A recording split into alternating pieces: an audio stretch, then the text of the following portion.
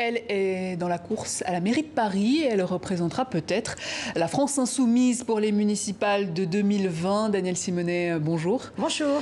Un mot peut-être sur von der Leyen à la tête de la Commission européenne et son discours qui s'est quelque peu verdi en quelques jours, on peut le dire.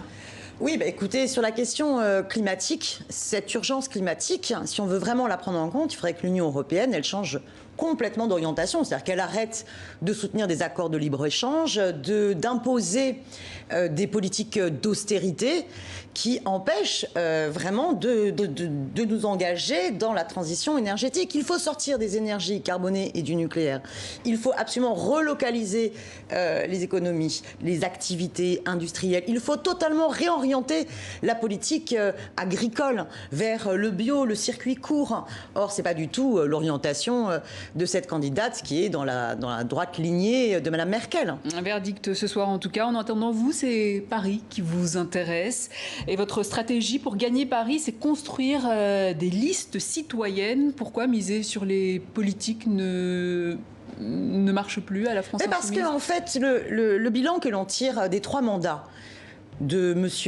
Delanoë et de Mme Hidalgo, finalement, c'est quoi? On se retrouve avec une ville qui est de plus en plus réservée aux riches, donc il y a une gentrification.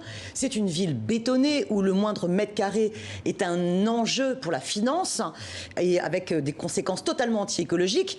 Et puis c'est une ville où les services publics ont été les uns après les autres privatisés. Et finalement, si la question démocratique était enfin mise au cœur du processus, c'est-à-dire si c'était les citoyens et les citoyennes qui avaient la possibilité de décider, beaucoup de choix auraient été différents. Prenez la question des Jeux Olympiques. On n'a pas demandé aux Parisiennes et aux Parisiens. La question de l'encadrement des loyers ou l'application de la réquisition des logements vides. Ou bien le fait qu'il faut absolument préserver au moins 10 mètres carrés d'espace vert par habitant en pleine terre parce qu'on a des problématiques d'îlots de chaleur catastrophiques. Ou bien sur le recours aux services publics. Là, dernièrement, ils viennent de privatiser jusqu'au crématorium. C'est-à-dire que même nos morts deviennent un enjeu de business pour les intérêts privés. Donc pour moi, la question démocratique, elle doit être au centre et elle peut se traduire par la possibilité de mettre en place un référendum d'initiative citoyenne. C'est pour ça que je souhaite donc avec les mêmes d'autres... idées que les Gilets jaunes, finalement. Oui, vous savez, moi j'ai toujours défendu la 6e République et dans la 6e République, il y a un processus constituant avec cette question du RIC, du référendum d'initiative citoyenne. Comme à la France insoumise. Voilà. Donc là, ce qu'on veut proposer, mais cette liste citoyenne sera sous l'étiquette de la France Non, justement, insoumise, ce que nous proposons, ce n'est pas des listes France insoumise. C'est d'enclencher un processus citoyen qui sera soutenu par la France insoumise et la différence est importante. On souhaite que dans chaque arrondissement, on puisse mettre en place des assemblées des communs.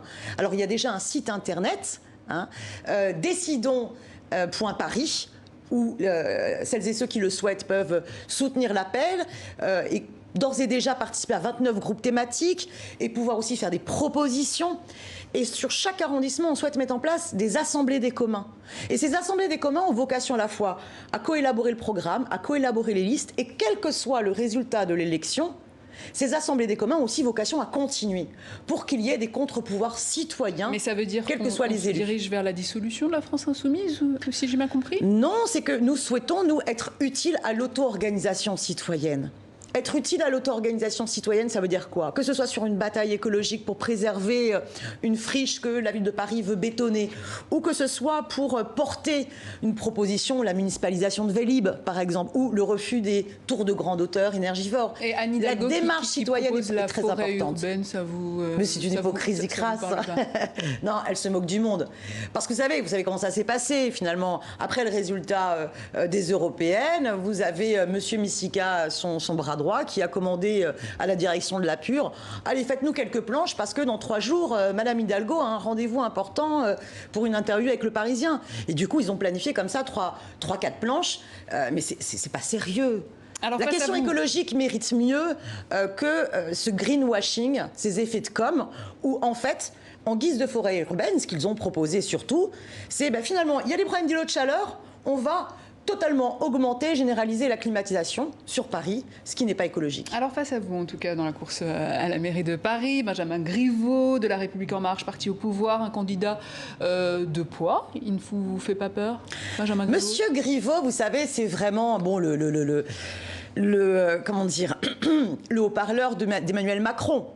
Son maître, c'est Emmanuel Macron, donc il est là pour défendre la logique de Paris comme d'une start-up qui correspond à la start-up Nation France de M. Macron. Et c'est un lien direct avec les lobbies. Vous savez, quand Madame Hidalgo, adjointe de Delanoë, a vendu le cœur de Paris, le chantier, le centre commercial des Halles, à Unibail, eh bien celui qui était le lobbyiste pour Unibail, c'était Benjamin Griveaux.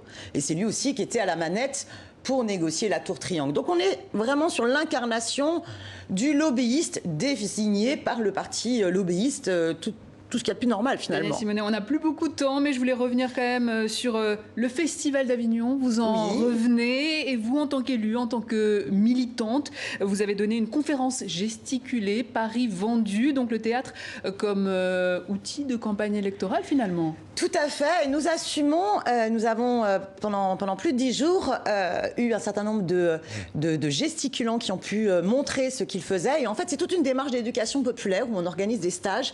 Et c'est Franck Lepage qui est à l'initiative de ces conférences gesticulées, de cette méthode qui permet à tout un chacun, bac-10, bac+10, par l'expérience qu'il a pu avoir, de pouvoir transmettre une analyse critique de notre société à travers son récit avec de l'humour et de l'émotion. Danielle Simonet, merci. Je rappelle que vous êtes élue, la France Insoumise, dans le 20e à Paris. Vous êtes candidate aux prochaines municipales.